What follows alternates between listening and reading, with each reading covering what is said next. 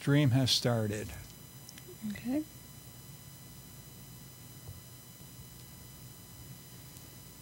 Twitch has accepted the stream. YouTube has accepted the stream. Waiting for Facebook to accept the stream.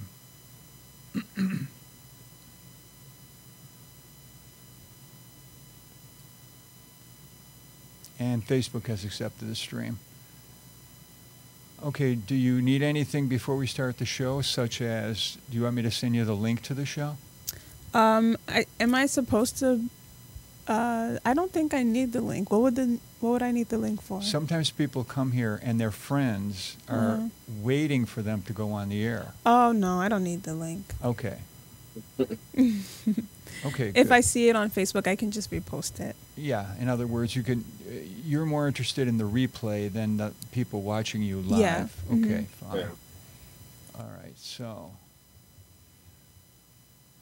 There's no reason then why we just can't go on the air. Okay. Now, is your volume in your headset okay? Yep, it's good. All right. Okay, you see the timer in the very center of the screen? Yes. Okay, when that says on the air, you're on the air, okay? All right, sounds good. Okay, here we go. Watch the screen. I'll get this. Welcome to Talking Peace with Western New York Peace Center, being recorded here at Think Twice Radio, the home of Richard Wicca, also the producer. Thank you, Richard, for allowing us to use your home. Also, thank you to those at WBNY, Buffalo's original alternative radio show station, coming out of Buff State University. Thank you to WBNY. In the spirit of thankfulness, we also want to think of the Haudenosaunee. We are specifically on the Seneca lands, and they start off every gathering event in the spirit of thankfulness. So I also want to start with some gratitude as well. Just grateful for our Creator, who breathes life into us every single day. Thankful for the water, the sun, the plants that sustain us, and just thankful to be here tonight. And I'm also very thankful for our guest speaker, Reverend Dr. Majadi Baruti. Thank you for attending this talk show tonight. And I'll introduce you. He is the climate justice organizer at Push Buffalo, and is bringing awareness to Buffalonians about utility justice, specifically what National Fuel is doing and the rate hikes that they have imposed. So we're going to be talking a little bit about that tonight, and how that affects us. And we just want to bring awareness to it. But before we get started, we always think of some values that we embody before we begin speaking. So talking about or thinking about utility justice, what values do you think are important to embody and bring into this conversation? Okay, so I am first and foremost a spiritualist. I'm a spiritual man. I'm a priest of the divine feminine, which for me ties directly into protecting the sacredness of the planet and all life in it. I'm also an activist and organizer since I was 15 years old. I'll be 55 this August. My work has been along the lines of earth stewardship, environmental, climate justice, the rights of women and children of what we call the global majority. It's a term some of us are using instead of BIPOC, women and children. So the women and children of the global majority, because we need to reposition the understanding of who exactly is being harmed by the climate crisis and the intersections of climate crisis and racial capitalism and the heteropatriarchy that runs all of that. So my work with Push Buffalo helps me to get at some of the dynamics of that and the education on the climate crisis, organizing those communities that I just mentioned, on how these fossil fuel companies hurt the planet. So my values are deeply seated in protection of that global majority, and specifically those are women and children, Black, brown, indigenous women and children. and they are the most harmed by this. So my values, I've always been pro that community. Growing up on the south side of Chicago, dealing with Black liberation constructs of the Black Panther Party. I was born the same year that the late Chairman Fred Hampton Jr. was assassinated, and there was a deconstruction by the U.S. government of Black and brown organizations that were organizing our community to protect us from not just police brutality, but the brutality of the United States government. And now we're doing some of the same dynamics. It may be in a different way, but the fossil fuel industry is a whole nightmare. It's the same thing that's harming our communities. And so we need to, and it's same governance, you know, and we see police actually arresting climate justice organizers, and climate justice organizers are being assassinated on the planet by policing forces that are backed by the fossil fuel industry. That's a whole other conversation, though. But that's where my values are most rooted in earth-centeredness, spirituality. I am an earth chaplain, and I'm here to protect that global majority, women and children. Wow, that's powerful. And some of the values that I see that you're embodying is the sacredness of the earth, and it seems like you're also deconstructing systems of power that have exploited indigenous and marginalized groups for years upon years. Yes.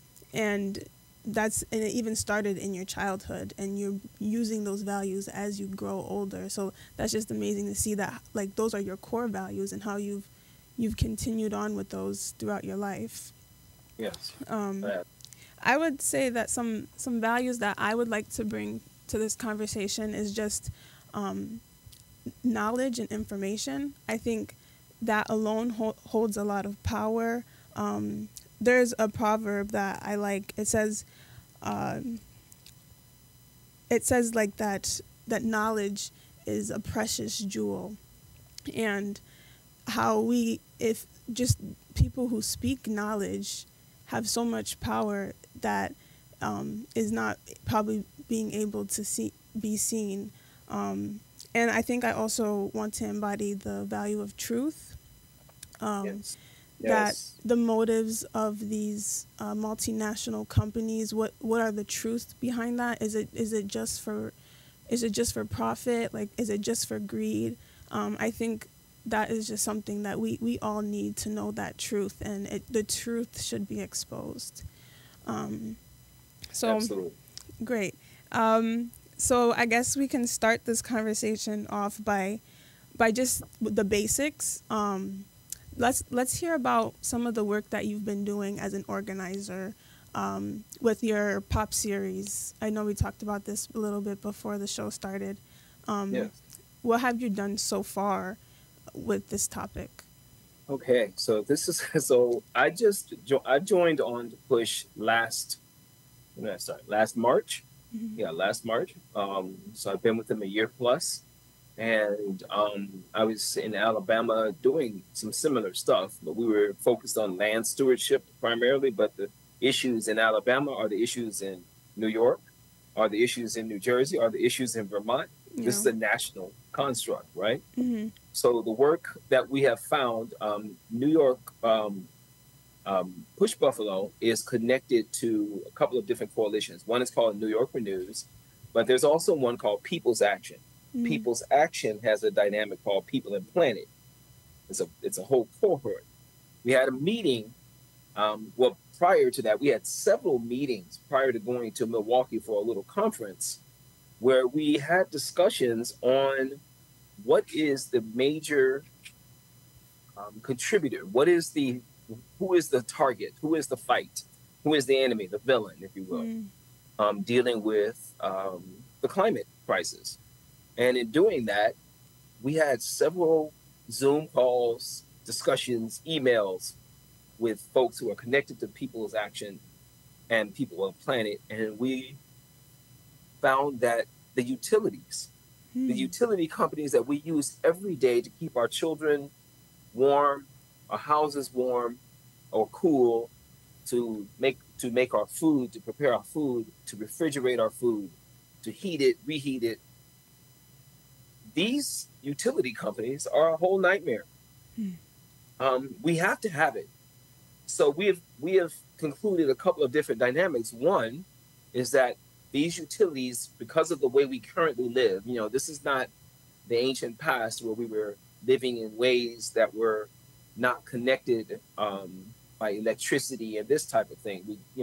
We would wake in the morning, do our work to upkeep the home, and then go to sleep.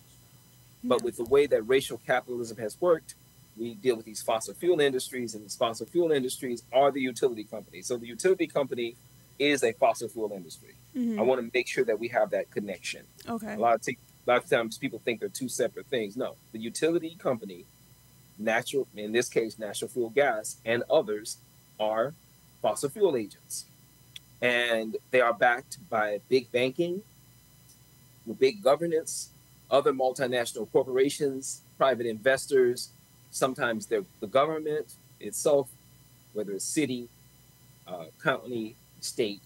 They are all interrelated. Really, when we deal with the utilities, we said, so the utilities are not only too high for us to deal with, particularly those marginalized communities we were speaking of, particularly in urban and in rural settings. They're just too high. Yeah. And there are some of us who are middle class, whatever that is. I know you think that's a thing, They want it to be a thing. They want it to be a thing. I don't know if it's just to distract us and think, oh, I'm doing better. No, yeah, really? They pride themselves in knowing that we have a strong middle class. Right, yeah. And they'll run that game. They'll keep running that game, right? So we're middle class now. Oh, yeah. Right. It's like, no, it's still hard as hell out here to really live and engage some of this stuff. And so these utility companies dig and tear into the planet for the fossil fuels. Yeah. And these things are leaking into the planet. They're harming the planet. Natural gas, for instance, is a fossil fuel energy source, and we're dealing with natural fuel gas. It has like a bunch of compounds, and the largest of those compounds is methane, and it's poisonous. Yeah. We have carbon dioxide, water vapor. I mean, all this stuff is interacting, and these natural gas liquids are leaking into the planet. This system is not stable at all, not even a little bit. And we use natural gas as a fuel and to make materials, make chemicals. The United States is the largest producer of natural gas on the planet. It's produced from shale and other sedimentary rock. I can get into some of the sciencey stuff like that, but that hydraulic fracturing or fracking, sometimes they call it unconventional production. It breaks up the rock. It releases the natural gas. We take this natural gas and it fuels, and it's turned in these gas-powered plants into electricity that comes into our homes. But we're literally sitting on pipes, long pipes, all under the city of Buffalo, Western New York, the state of, and the coverage area of national fuel gas, which is pretty large, as I'm understanding. So with this process, and they have to keep repairing it. If it were sustainable, if it were a good system, they would have to keep fixing it. I mean, and we see national fuel gas trucks on all the time. Yeah. They have to keep fixing it. At some point, you have to realize that, well, don't you do something different? Specifically, since that gas and the leaks causes health problems, and we can get into that in a second, but I really want to focus on the violence that's caused from ripping and tearing the planet. So it isn't just that this is harmful along the natural gas pipelines. As everything is connected, all sentient life, the river's connected to the soil, the sun affects both of them, vice versa, all affect the air, and the air affects those. Nothing is disconnected. The harm to the earth from fracking and hydrofracking is a harm to every living being on this planet. Yeah. And so the fossil fuel industry is a clear and present danger, to use the kind of terminology that the United States government uses on, foreign nations. It is a clear and present danger. Yeah. Right. It's right here on top of us. We're sitting And I've said this in other spaces, and I'm going to continue to say it because at first I was reticent to say this, but I'm going to say it. We're sitting on a bomb. There's pipes under our feet as we walk through and we trod, Western New York that leak. There has been explosions where manhole covers have blown off into the planet, off into the air, 250 feet. And a manhole cover is really heavy. It's like 175 pounds or something like that. It's really heavy. I used to live in Youngstown, Ohio, and just a few weeks ago, a bank exploded. The natural gas lines exploded inside of the bank. It killed one young man. Oh my goodness. And I called my friends that I knew in Youngstown, Ohio, and they were like, kind of freaked out. And, I think it harmed 8 other folks, but it killed one young man. He was a student. So this is like serious business. And we're approaching it like, oh, we got to have the natural. No, we don't. There are other ways to do this. There are plenty of other ways to do this. This young man was killed because of the pipes, a leaking pipe from natural gas. Yes, from the natural gas, it exploded. The gas line exploded inside of the bank. He's going to do what you do when you go to the bank, make a deposit, make a withdrawal, switch money around, buy a CD, this type of thing. And he was killed going to the bank. Wow. So do you think it was because of like the methane got across some fire and then it exploded, or was it just like a random happenance that? No, it's still being investigated. I've only done some cursory study into it. I was in the middle of organizing these pop ed classes, and I've kind of gone away from that. But pop ed classes are so that we understand how all this works together and how it's problematic and how we can organize ourselves to fight back and move ourselves towards safer and cleaner ways of getting energy into our homes. We figured out that utility justice is a term that we want to use. We tried to figure out some other terms, but this young man deserved to live his life fully. I think he was like 27, 28, something like that. And he deserved to live his life. So there has to be justice for him and others who have been harmed by this system. I lived in Birmingham, Alabama, and there was unfortunately, it was an abandoned space, but it was an old, what they call the projects, low-income housing. It exploded, and there were like 5 or 6 different units, not just the apartment, but the building itself that exploded. It was a nightmare. Wow. It was a whole nightmare. So, and then the fracking, I mean, there's 8,000 different links. I would have to draw a huge map. But that's what the utility justice popular education class does. We held it. We had several people come, a few people. I mean, it was like a good body of folks come. We need more, and we will do them anywhere. Oh, so not just Buffalo? No, we want to focus on the Western area and Buffalo right now, but we've done 2 of them, and they went extremely well. Everybody has some understanding. Everybody has some understanding of what's happening and how we can focus on changing it. So we're moving the pop ed classes towards some action in August, along with our cohorts around the country who are dealing with coal, some of them dealing with oil companies, some of them dealing with gas companies that are equally as nightmarish as National Fuel Gas. These are huge conglomerations. National Fuel Gas is tied into huge pipelines going across the United States. This is a bigger thing than just, it's here in Buffalo. No, it's massive. It's a massive construct connected to other things. That's interesting because I thought fracking was only done for oil. I didn't know it was also natural gas. So yeah, they call it hydrofracking, and there's a lot of science behind how they go ahead and do it to release the natural gas from the rock, allowing it to flow up and into wells to the surface, and at the top of the well is collected in these gathering pipelines and then sent through the processing plants and then sent out to us to, fuel the electrical system, which is like a really weird conversation. Every time I have a conversation about, it's gas and electricity, I already understand that doesn't go together anyway. Right.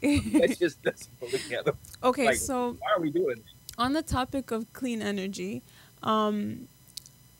I know that they they used to, for electricity, they used to burn coal like back then, and then they're like, oh, this is too much pollutants, and then they thought they were evolving by going to natural gas, but just to realize that, you know, it's not any more sustainable than coal is. I mean, it might be less sustainable or a little bit more sustainable than coal, but it's still harming the planet through its fracturing and through its potential, like all the leaks that it has because of all the pipes in the ground. So this is something that cannot be going on any longer, and we have to look at some more sustainable alternatives like renewable energy sources, which are a lot more cleaner. So what are some of those that we can start thinking about for the future? Okay, so what I'm going to do, because you have to push away the bad or get rid of the bad and bring in that which is new and good.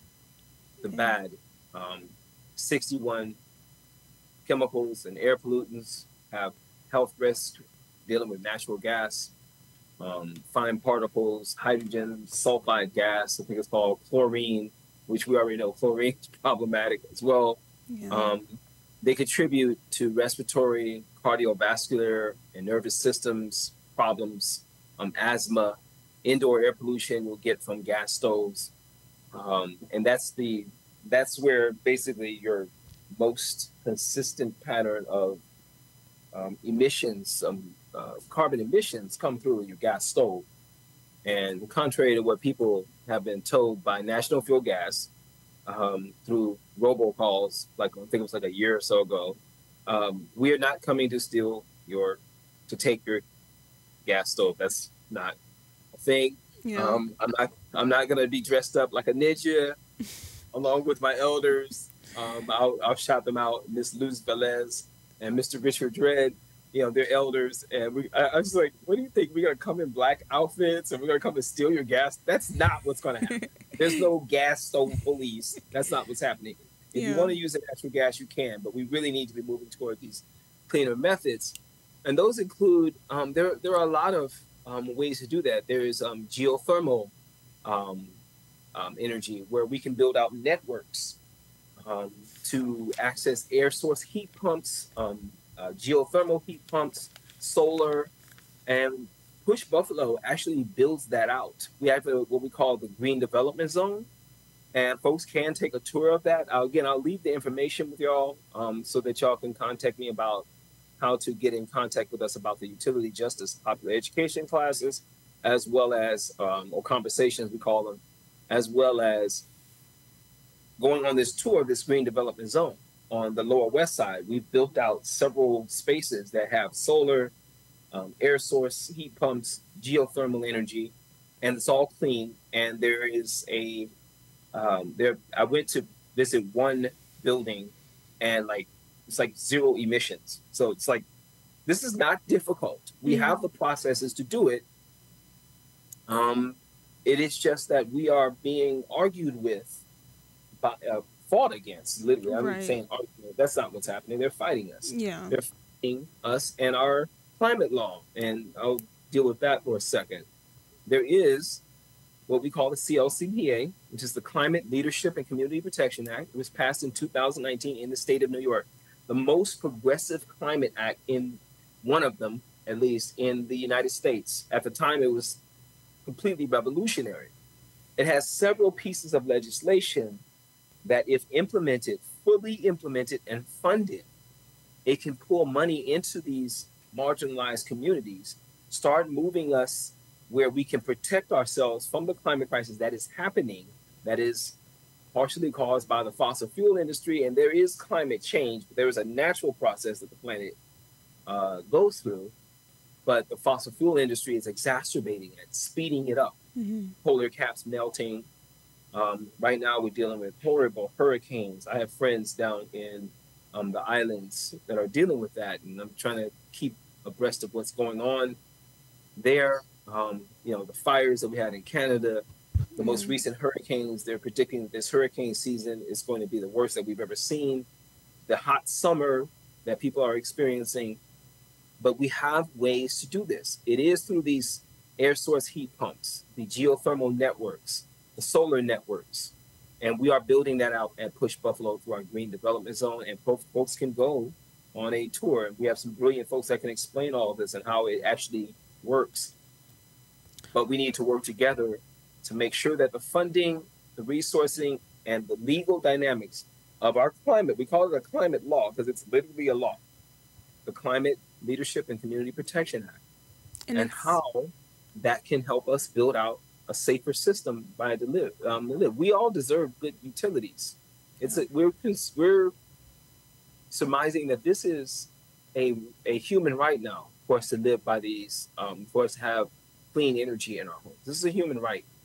People are dying, have died, and will continue to perish from this current system. And there's ways to clean this up. There's ways to fix this. And you said the health effects were asthma and respiratory. Yes, diseases? There are multiples of. I have some of this in my head, some of this I know. Damage to your respiratory system, which connects. That's the air blowing through, moving through your body, and that's connected to everything. Your cardiovascular system and your nervous system, which is ironically the electricity, if you will, running through your body. Yes, children are dealing with these potent carcinogens like benzene and formaldehyde. There's diesel exhaust from the trucks, fine particles, hydrogen sulfide gas. I mentioned that one. Chlorine. And these, there's like a ground level ozone that we're dealing with, which can damage those systems in our body.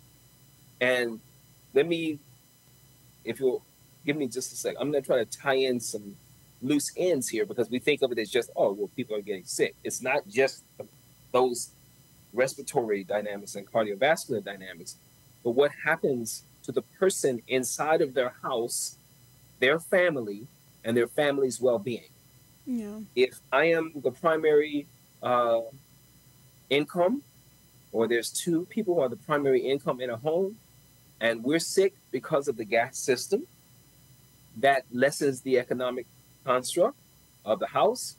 If the home, like we have in Buffalo and in Western New York, really old housing, has energy leaks, lead paint, that's problematic. Right. Yeah. Right. Lead paint. So we have several things, and then we have communities in this city and across the country that, and I refuse to use the term they were disinvested in, because that indicates that they were invested in the first place. No, they were never invested in the first place. Yeah. Racial capitalism made sure that Black and brown communities, indigenous communities, and even the newer migrant communities did not have the funding. They focused in other areas, the building of stadiums and these types of things, which are another climate and environmental issue, tearing up the planet so you can build a stadium so you can watch a football game and this kind of stuff. Our desires are out of whack. I think we are just so right. Yeah. Yes, out of whack. We don't care about the human people that are being affected by our choices. And I think I want to touch base back on what you mentioned about racial capitalism. Yes. Because part of this conversation is to discuss how National Fuel actually fought back behind this new climate law that New York State passed. So let's talk about how they fought back, because they did. They were actually mad, and they tried to do some sneaky stuff. And I want to share that truth with everyone listening. Okay, imagine, if you will, we're talking about love and peace. Yeah. And having beautiful families raised in healthy conditions, and National Fuel is like, no, I got to make my money. Seriously, yeah. Right. So it's really bottom line stuff. When we do the canvassing, we go knocking on doors, and folks can help with that too. They can call me about that. I would love to have more people canvassing on these issues. Mm-hmm. And we talk to people. It gets really rootsy, and they go, well, so they're fighting our law? I said, yeah. You know what would happen if I didn't follow the law? And they said, yeah, you'd be in the jail. I said, if I made it to the jail. Yes, if I even made it to the jail. Because who knows what would have happened before you even got there. Before I even got to the jail, right. But they're literally not following the law. So what they have been doing is using our money. You know, they're being investigated for using the public's money. And it's not just like the Black and brown communities. It's everybody that's watching this, no matter what your ethnicity is, if you have natural gas through National Fuel Gas, they're using your money to lobby against the climate law that you passed in 2019.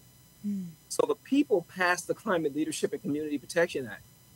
And they started this process of fighting against it by spreading falsehoods about what natural gas is, that it's a good, clean energy. You know, they got these little commercials, you know, where people are sitting in front of the house, their heater, and they're all warm and cozy, and they're eating soup in the winter, and it's cold and blizzard. You know, it's all that kind of madness. So they do that. That's one thing. So they're actually lobbying our legislators, and we were trying to fight to get one of the major pieces we were trying to get passed was the New York Heat Act.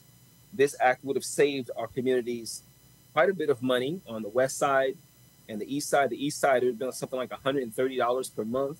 Over here on the west side, where I'm at, it would have been like $118 a month on your gas bills. But also start moving us towards, and I won't get into the exacts of that, but start moving us towards the electrical systems and moving National Fuel Gas to do what they're supposed to do, because you're supposed to follow the law.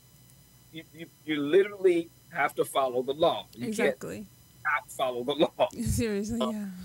And so they're spreading money around, and they have our legislators and our Western New York legislators, unfortunately, have been convinced by and manipulated. I'm going to say manipulated, not convinced. Manipulated by National Fuel Gas not to vote for the New York Heat Act, the Climate Change Superfund Act, and other acts that are part of the climate law, part of the CLCPA, that can move us towards safe, sound systems, keep our communities clean, keep us all healthy, make it so that our children can run and play freely without asthma and respiratory issues, which again, if you're dealing with that, plus you got high rent rates, there's several dynamics that are really problematic, and somebody can just think that out. And then food is nightmarishly high, so there are several dynamics that intersect here, and they're literally fighting. So that's one dynamic in which they fought.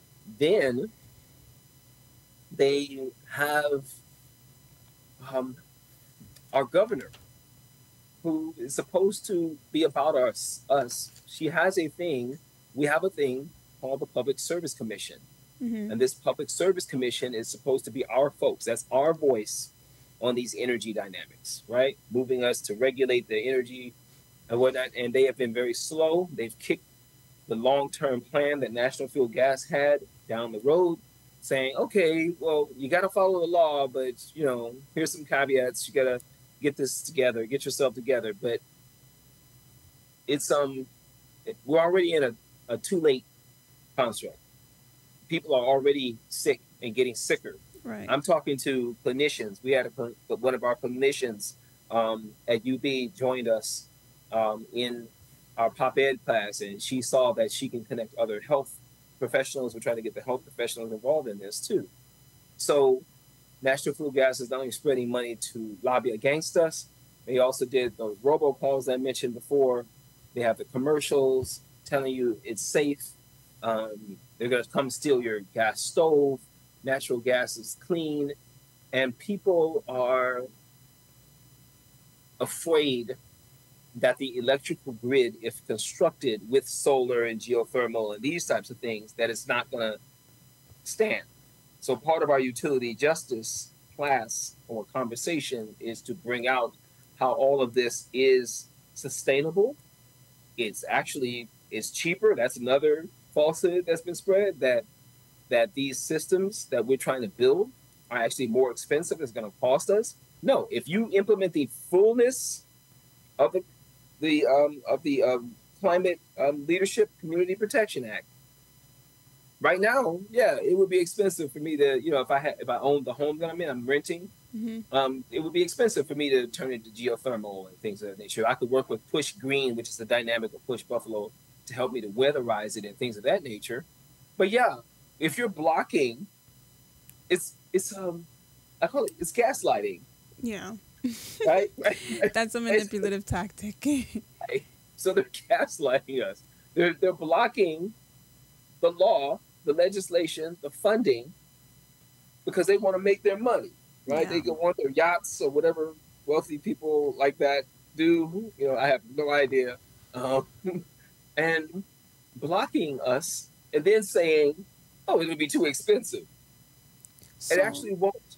I don't have the numbers here, but when you look at the numbers and the money, it'll be actually less expensive for us to move to solar networks, geothermal networks, geothermal heat coming through your home, air source heat pumps, these types of things, is actually less expensive in the long run.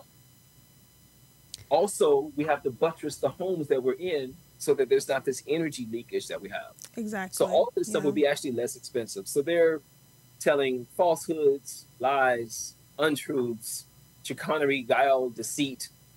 And we're trying to fight this back with truth and justice and beauty and love. And we're, I say that if we were so wrong, why do you spend millions of dollars to stop us from doing this? Yeah. And I think part of the reason is that through the greenwashing that they're doing, specifically National Fuel and their advertisements and the lies that they're spreading, they're feeding off people's fear of the unknown, of not knowing what geothermal is or solar energy, not knowing if it's actually going to work. I think people can get wrapped up in the uncertainty of it because it hasn't been done before, and we're so comfortable with the familiar that we don't want to let go of it.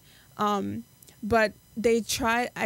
The public, like you just said, like the Public Service Commission is supposed to be our voice, but now we see them kind of compromising the needs and having less urgency than we should be having, and allowing National Fuel to have a hybrid system of heating.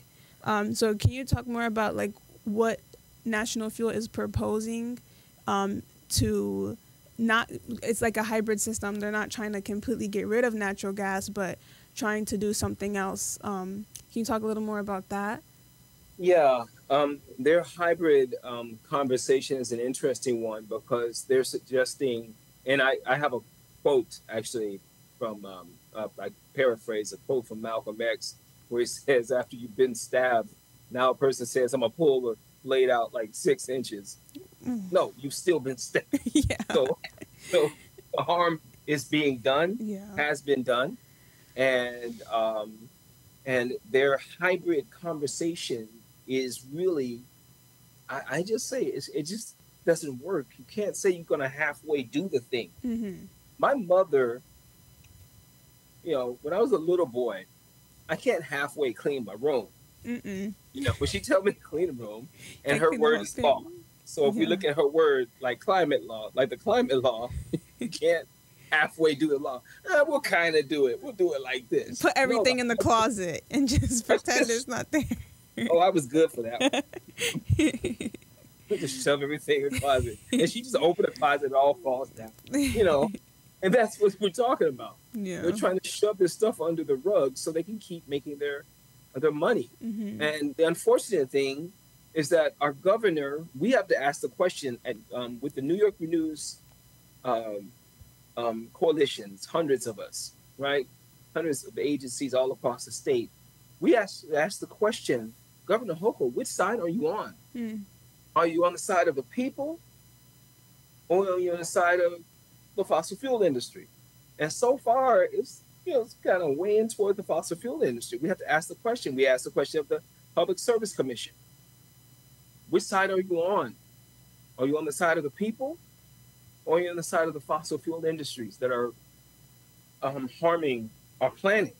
And yeah, these things do matter as a part of the conversation of how our governance works. I see someone ask a question about POCL and committees and things of that nature. Well, that's our argument too. It's part of our argument. We just don't get into the muck and muck of that particular dynamic of it, but it is the same argument. We're not talking two different things. For the brother that asked about, the person that asked about the committees and things of that nature, making decisions. Well, yeah, you're right. You're absolutely right. And it matters because organizations and organized works like the fossil fuel industries are fighting us by convincing our governor and our legislators to not do what needs to be done to keep us alive. I want to pinpoint that. This is literally life-saving legislation. Yeah. It's not, oh, it's just a good idea to move to election. No. People have and will continue to perish. A couple of years ago, we had this huge winter storm here in Buffalo. That was not, oh, it's just normal for 50 people to die. No, it's not. That's not, oh, it's okay. No, it's not. It's not okay for indigenous women and children. And my fiance, she pointed this out about because she's Afro-Indigenous. So she pointed this out about how her sisters, her indigenous sisters in Canada, were running out of the forest with their children on their back. Wow. These are not unimportant conversations. This is the work. And this is only a part of it. We still have to deal with indigeneity. We have to deal with land stewardship. How do we deal with land? Food prices are rising because the soil is poisoned in different spaces. And the farming, big farming is a whole nightmare to the climate too. Urban farming actually counteracts the climate crisis. Actually, you know, the more flowers, and it sounds hokey to some people, but yeah, the more flower that we grow, the more food we grow, can counteract some of these dynamics. But yes, we also because have the oxygen it's producing, yeah. Exactly. So we're talking about what National Fuel is doing, and so what is the percentage of, or like what is the exact amount that they raise the rates at? Do you know the exact amount? Yeah, their proposed rate hike, which was proposed after their long-term plan it wasn't really denied by the Public Service Commission in October. It was like kind of kicked down the road and they've submitted here's the thing. It's like if you do your homework and you submit the same paper 3 times and you still get an F. There's something wrong with the paper that you wrote. Yeah. Don't do that paper. And maybe you might want to reconsider college. Exactly. Anyway, so National Fuel submitted 3 different plans, and each plan was terrible. It was not in alignment. Mm-hmm. Then in October, they said, hey, we need to raise the rates, our delivery rates. So it's something like 30 some odd % on what we're already paying. We're already dealing with too high numbers for our bills. So 30 something % is beyond what we can actually deal with. We don't have it. We just simply don't have it. Now, here's the issue. I really need, and I'm putting the call out, I'm going to probably do this a couple of times, for folks to assist us in trying to stop this rate hike. Okay. We're moving towards August, along with our friends in other states, to stop these utility companies from raising rates, producing the natural gas, the fuel, all the problems that they're doing. And we're doing it as a collective national fight. This is a national utility justice dynamic. So you can come and join us at these pop ed classes, but you can also go out with me canvassing, knocking on doors, telling people we've got to stop National Fuel's rate hike because it's going to harm us even further than we're already harmed.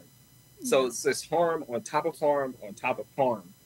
And because no one and nothing in the entire planet is disconnected from other people, like just because I don't live in Amherst or Tonawanda doesn't mean I'm not somehow connected to Tonawanda and Amherst. Yeah, everything is connected. Everything is connected. Air travels, water travels, the soil moves, pollen and flowers and seeds move. Everything is connected. The birds will eat it. Birds will eat something, fly somewhere else, and then they'll poop it out, and then they'll poop out maybe a seed of it. I've literally seen that happen. Yep. Like that's what's happening with poison ivy. This is unrelated, but like they'll eat some of the poison ivy plants and then they'll eat a seed and then they'll go somewhere else and they'll poop the seed out and then poison ivy goes somewhere else. But like that's everything is connected. Just to go into There's no way to disconnect us. And so, like where I'm living, not too far from me, there are people with these massive homes, and they probably got CO2 emissions that are through the roof. But they got these massive homes over here. What happens here at this house and this home happens over there. It happens in South Buffalo.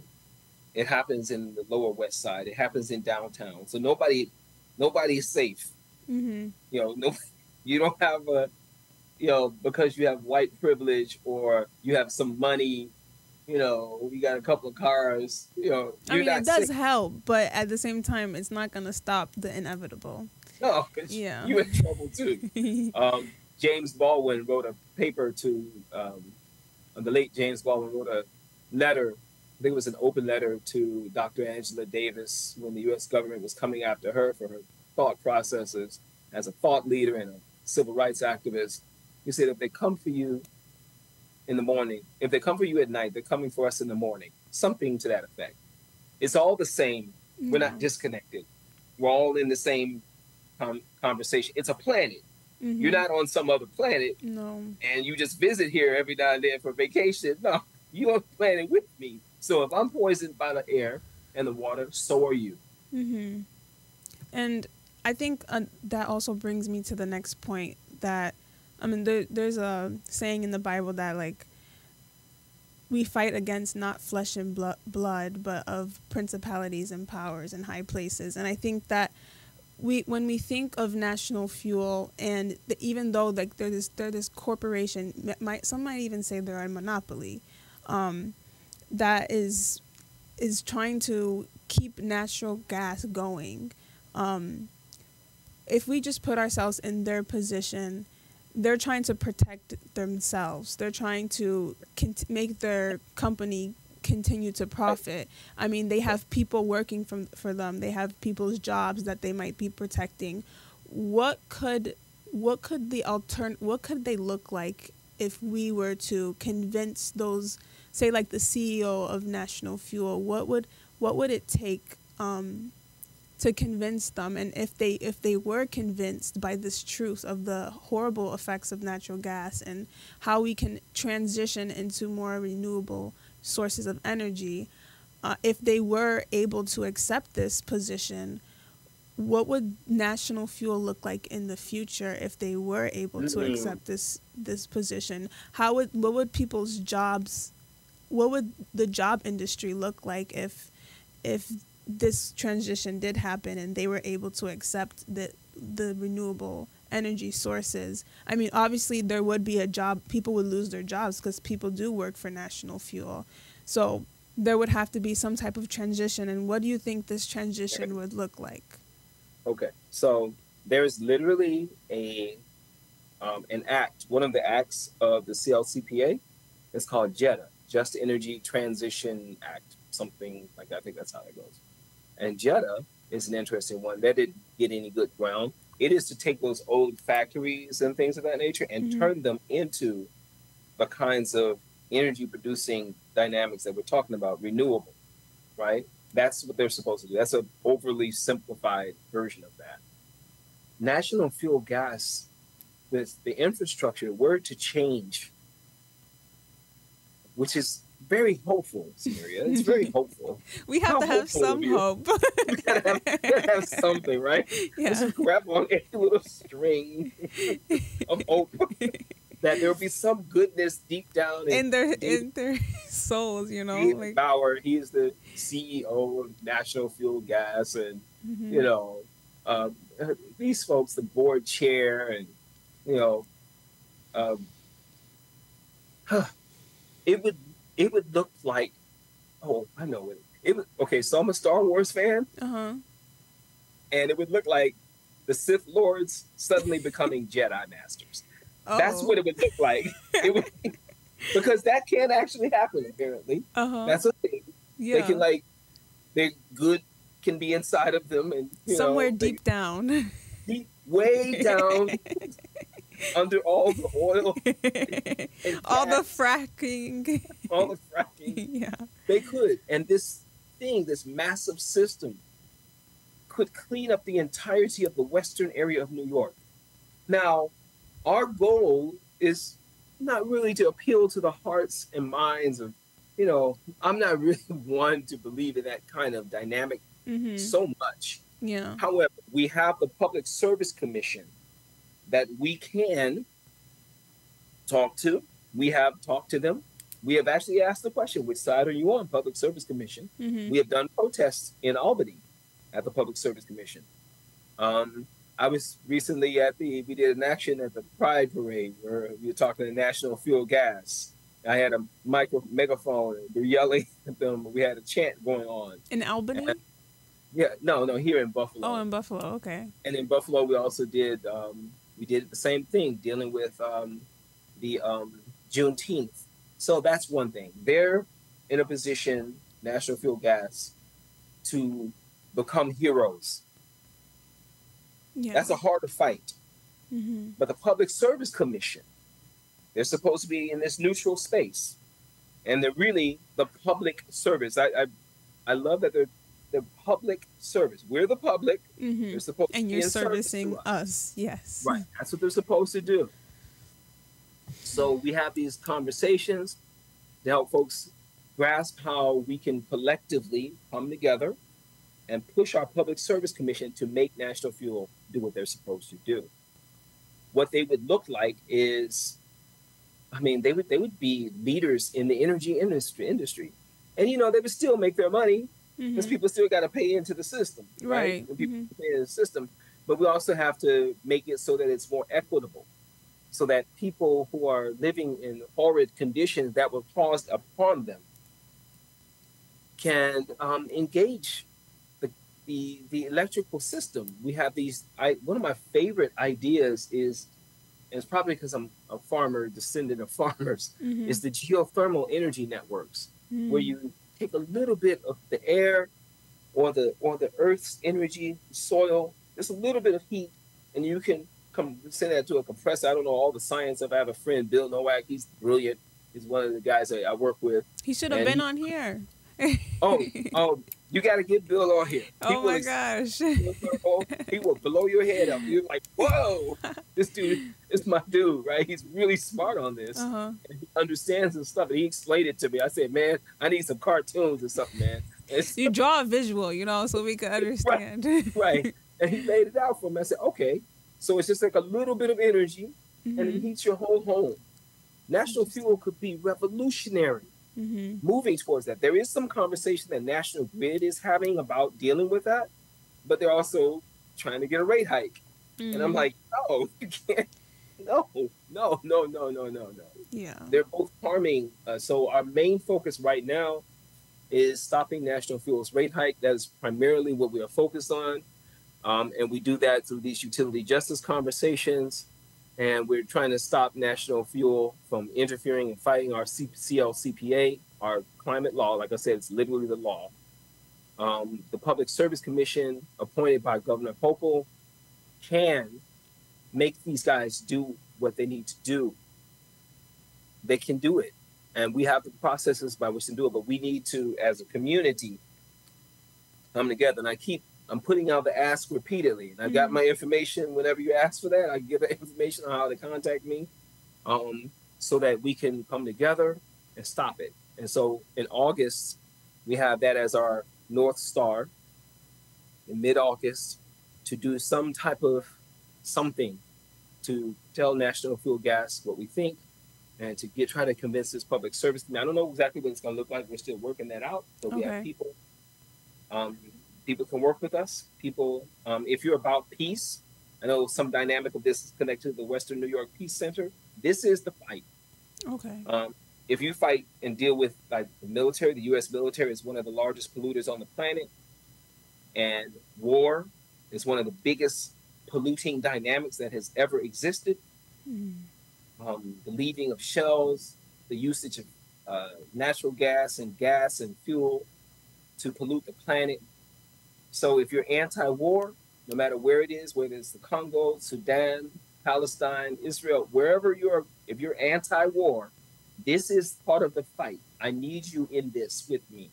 This is part of it. If you're a clinician, if you're a medical person and you deal with, like, I'm talking to pediatricians, people who are training to be pediatricians as well, and they're explaining what's happening with the climate and the environment that people live in that's causing the sickness. We always talk about, oh, the medical health care in the United States is so high and the rates. Well, here's one of the major contributors. Yeah. Fossil fuel industry. Mm-hmm. You want these bills to go down. You don't want to pay for other people's sicknesses and all that. That's the argument some conservative-minded folks make.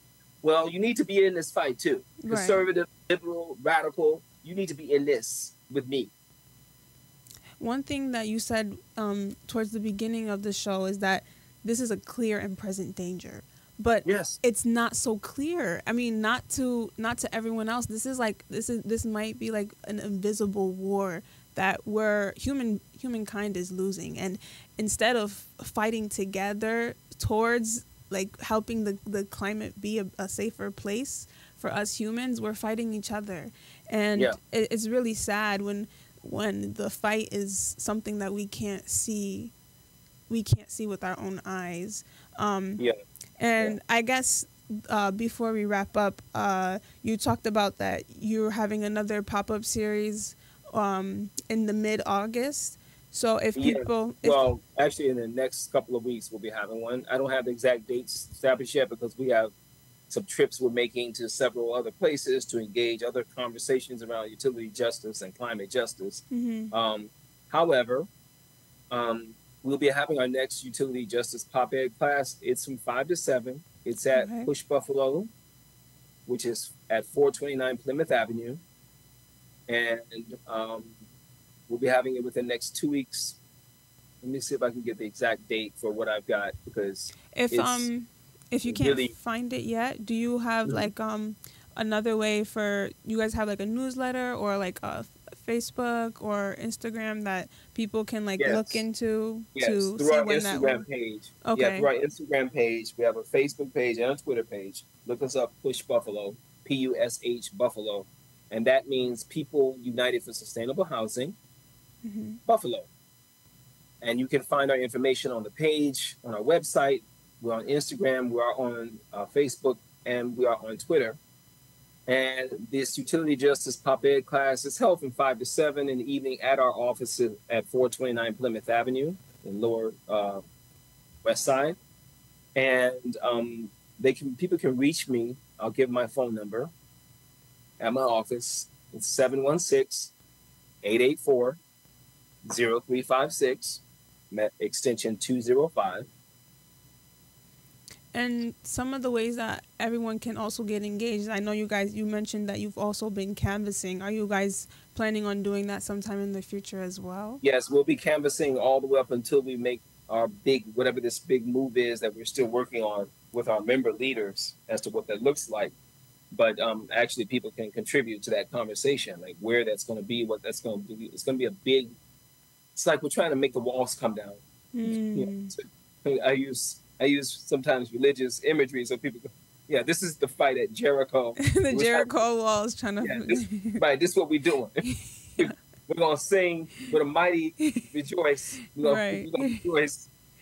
Our voice is lifted up to bring about love and peace and safety. So yes, if they can come out, and I gave the number, I can send that to you. And just look up Push Buffalo. You'll find me.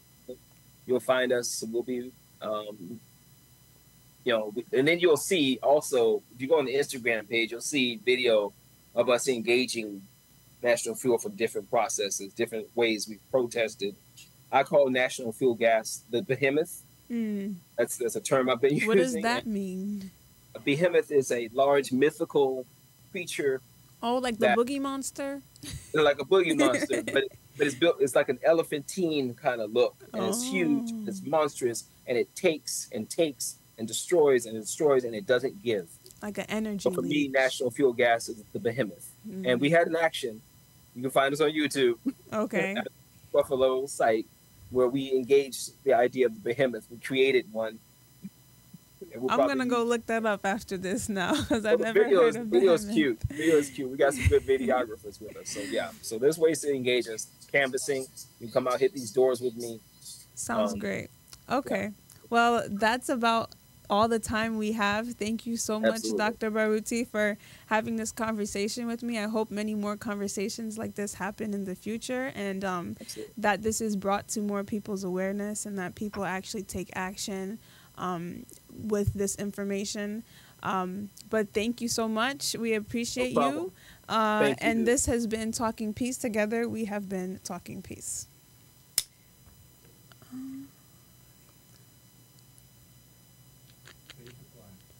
Fade to black.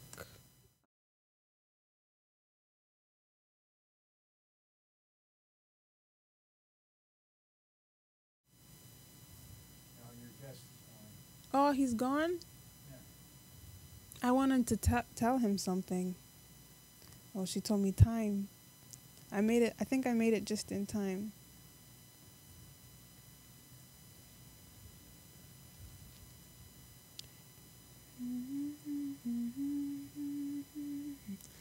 Hello? Yeah, no, I don't think I'm on the air anymore, right, Richard? Yes, I just hit